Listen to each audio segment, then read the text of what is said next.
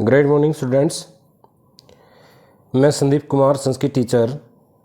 आज चर्चा करेंगे संस्कृत क्लास में रुचिरा भाग 3 कक्षा 8 के लिए पाठ संख्या 6 गृहम शून्यम सुताम विना के हिंदी भाग पर। हम इससे पहले 2 वीडियो बना चुके हैं। 2 वीडियो में इसके हिंदी भाग पर चर्चा कर चुके हैं। आज चर्चा करेंगे शेष भाग पर। अब तक हमने पढ़ा है कि शालिनी गर्मी की छुट्टियों में ग्रीष्मकालीन अवकाश में क्या है अपने पिता के घर आती है और देखती है कि उसकी भाभी माला क्या है, चेहरे से खुश दिखाई नहीं दे रही है। वह उससे बार बार पूछती है, तो बार बार पूछने के पश्चात भी वह माला शालिनी को अपने दुख का कारण नहीं बताती है। फिर जब उसका भाई उसको बोलता है कि शालिनी तुम समय पर आई हो और आज मेरे ऑफिस में अचानक से एक इम्पोर्टेंट यानी कि ज़रूरी मीटिंग होनी तय हुई है, तो मैं डॉक्टर के पास नहीं जा सकता और तुम माला के साथ अपनी भाभी के साथ डॉक्टर के पास चले जाना। तो वह पूछती है क्या बात है, तो वह उसको बातों में उसको सच्चाई न बताते हुए उसको घुमा देता है और बोलता है कि रास्ते में जाते हुए माला तुम्हें सब कुछ बता देगी, सभी बातों से अवगत करा देगी।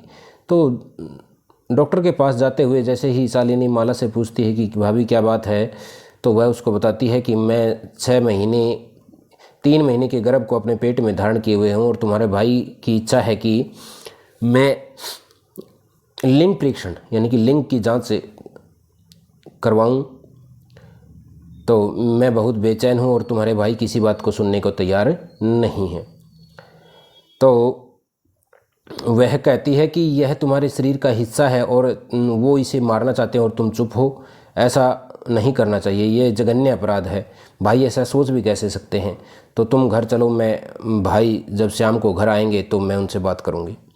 तो जब शाम को राकेश घर आते हैं और हाथ पैर मुंह धोकर कपड़े बदलकर और माता की स्तुति करते हैं और भवानी माता की स्तुति करते हैं, उसके पश्चात वह चाय के लिए एकत्रित होते हैं और वहाँ पर वह माला से पूछता कि आज तुम डॉक्टर के पास गए थे तो क्या बात हुई। उसके पश्चात जैसे जैसे शालिनी और राकेश की बात होती हैं तो शालिनी उसको डांटते हुए कहती है कि तुम क्या जानना चाहते हो कि गर्भ में क्या है। 6 महीने पश्चात सब स्पष्ट हो ही जाएगा, तो अब जानने की क्या इच्छा है। तो राकेश उसको किन्हीं बातों से संतुष्ट करने का प्रयास करता है, लेकिन वह उसकी बातें नहीं मानती है। तो अब पढ़ते हैं नेक्स्ट हिंदी अनुवाद। शालिनी कहती है त्रही कुक्षी पुत्री अस्ति, तो कोख में पुत्री है तो हंतव्य मारने योग्य है। शालिनी कहती है तरही कुक्षी कोख में, अगर कोख में पुत्री अस्ति पुत्री है यानी कि लड़की है, चेत हंतव्य तो मारने योग्य है। तीव्र स्वरेण ऊंचे स्वर में जोर से, हत्या या पापम कर तुम प्रवर्तो असि तुम हत्या का पाप करने के लिए तैयार हो रहे हो। राकेश न हत्या तो नहीं। शालिनी कहती है त्रही किम अस्ति निघृणम कृतम इदम, तो इस प्रकार का निंदनीय कार्य किस लिए कर रहे हो। सर्वथा विस्मृतवान, तुम सब प्रकार से भूल चुके हो। अस्माकम जनक, हमारे पिता ने कदापि कभी भी पुत्री पुत्र्यो, पुत्री यानी कि लड़की और लड़के में विभेदम न कृतवान, विभेद होता भेद नहीं किया। सर्वदैव, वह हमेशा ही मनुस्मृते पंक्तिम इमाम उद्धृत समय कि वो इस पंक्ति को याद रखते थे। आत्मा वही जायते पुत्र, कि आत्मा से पुत्र पैदा होता है। पुत्रेण दुहिता समा, और दुहिता जो पुत्री है वो पुत्र के समान है।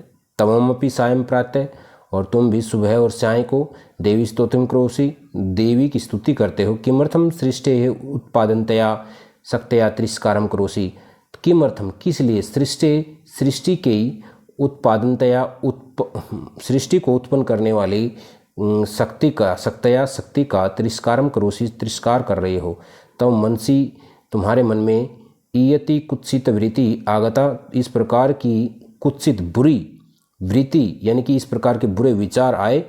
इदम चिंतनीय तम अहम कुंठितास्मि, यह सोचकर ही मैं क्या हूँ, मैं बहुत दुखी हूँ। तो शिक्षा वृथा, तुम्हारी शिक्षा बेकार हो गई।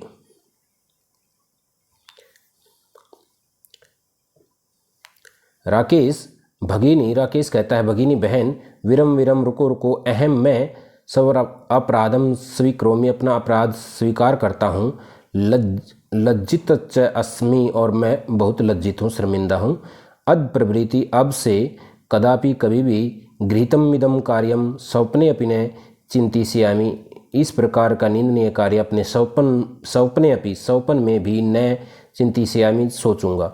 अथैव अंबिका मम हृदयस्य संपूर्ण स्नेहस्य अधिकारिणी, जिस प्रकार अंबिका मेरे हृदय के संपूर्ण स्नेह की अधिकारी है, तथैव उसी प्रकार आगंता शिशु,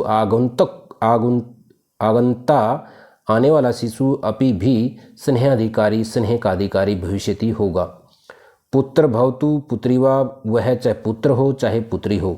अहम मैं, स्वगृहित चिंतनम प्रति पश्चातापम अस्मि, और अपने इस निंदनीय विचार पर पश्चाताप कर रहा हूँ। अहम कथम विस्मृतम, मैं कैसे भूल सकता हूँ। यत्र नार्यस्तु पूजन्ते रमन्ते तत्र देवता, यत्रैता न पूज्यन्ते सर्वास्त तत्र स्फला क्रिया, अस्फला क्रिया। तो यत्र नार्यस्तु पूजन्ते, जहाँ नारियों की पूजा होती है वहाँ पर देवता निवास करते हैं। और यत्र एता न पूजन्ते, और जहाँ पर इनकी पूजा नहीं होती है, सर्वास्त तत्र अफला क्रिया, और वहाँ पर सभी क्रियाएं, सभी कार्य सफल हो जाते हैं। अथवा पितृ 10 गुणा मेति, पितृ 10 गुणा मेति, अथवा पितु 10 गुणा मातेति, और माता जो है पिता से वह 10 गुणा अधिक होती है। तव्या सन्मार्ग प्रदर्शित भगिनी, हे बहन तूने मुझे सत मार्ग दिखाया, अच्छा मार्ग दिखाया। कनिष्ठे पीतवम, छोटे होते हुए भी तुम गुरुवसी, मम गुरुवसी, तुम मेरी गुरु हो। तो यह आज के लिए इस पार्ट से हिंदी अनुवाद हुआ। नेक्स्ट पार्ट पर हम नेक्स्ट वीडियो में चर्चा करेंगे। तब तक के लिए सभी को नमस्कार, धन्यवाद। आपका दिन शुभ हो।